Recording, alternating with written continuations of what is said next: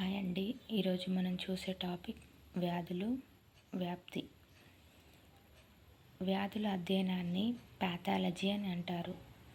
అంటువ్యాధుల అధ్యయనాన్ని ఎపిడిమాలజీ అని అంటారు. గాయాల అధ్యయనాన్ని ట్రమటాలజీ అని అంటారు.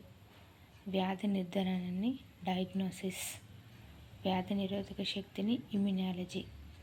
ఇందులో ఎక్కువగా రిపీటెడ్గా అడిగిన క్వశ్చన్ వ్యాధుల అధ్యయనం పాథాలజీ, గాయాల అధ్యయనం ట్రమటాలజీ.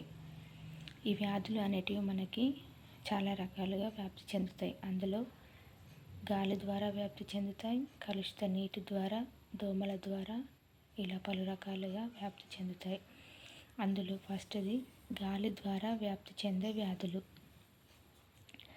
ఈ గాలి ద్వారా అనేటివి వ్యాపించినప్పుడు, ఎదుటి మనిషి దగ్గినప్పుడు, తుమ్మినప్పుడు ఆ వ్యక్తి నుండి ఇంకొక వ్యక్తికి వ్యాప్తి చెందును.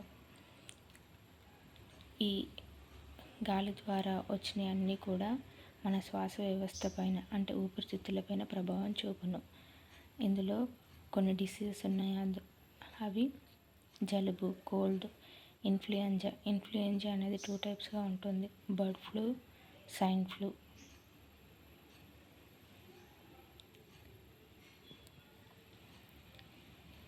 ఆటలమ్మ, చికెన్ పాక్స్, మసూచి, small pox, 3rd measles, 6th pneumonia, 7th diphtheria, 8th కోరింత దగ్గు, 9th క్షయ TB, 10th SARHS, 11th anthrax.